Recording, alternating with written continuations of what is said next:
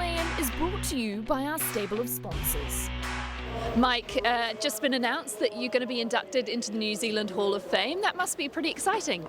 Yeah, really exciting. It's been a long time from the age of 17 or 16 when I started off at O'Sullivan's in the stables and that. But look, I see it as a family thing.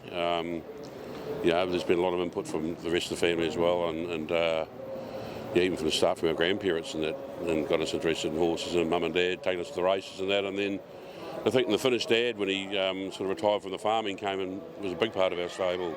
It was great, So of course Paul doing all the selecting, and he was a partner of mine for a little while in the training and that. So really great, and really proud of that. Is there an achievement over your career and your family's career, obviously, as you mentioned, that you're particularly proud of? Well, I started off with only 5 horses in work, Emily, so I had to start from bottom. Look, I got a leg up through the O'Sullivan family without any doubt. I ended up with the right stable at the right time.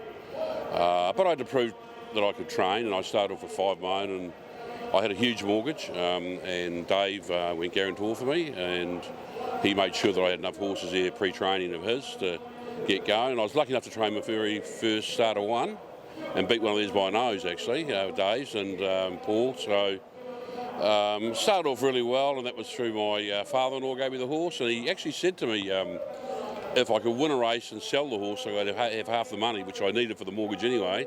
I sold it that night after the horse won straight away, and I think my first 10 starters I trained 5 winners, and I sold half them and grabbed the money and paid off the mortgage, and so I could handle the whole thing, and started from there. But I didn't train another winner for 12 months, strange enough. I remember I went and had a beer with Dave one afternoon, and I think it was Christmas Day actually, and he said to me, "Oh, you think it's pretty easy?" And I said, "No, I know it's pretty tough, boss." And he said to me, "Oh, yeah. And I said, "I know it's tough." And I said, "I sold most of these horses."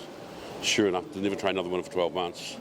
But filled the stable up with horses, young horses, and went from there. And I think to do it from scratch, really the bottom and scratch, I think, has been the achievement that I've sort of most proud of.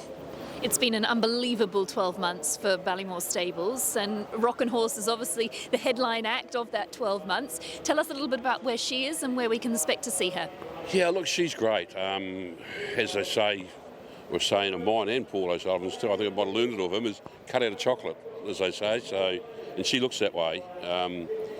And she's a lovely chocolate chestnut, as it turns out, but she's got dapples everywhere, got really strong, just muscular. You can actually see now why she's such a great sprinter. She's got muscle everywhere now. She's fully developed, and she's one that's really just loves Australia, and I think she's definitely improved that a little bit since she's been there.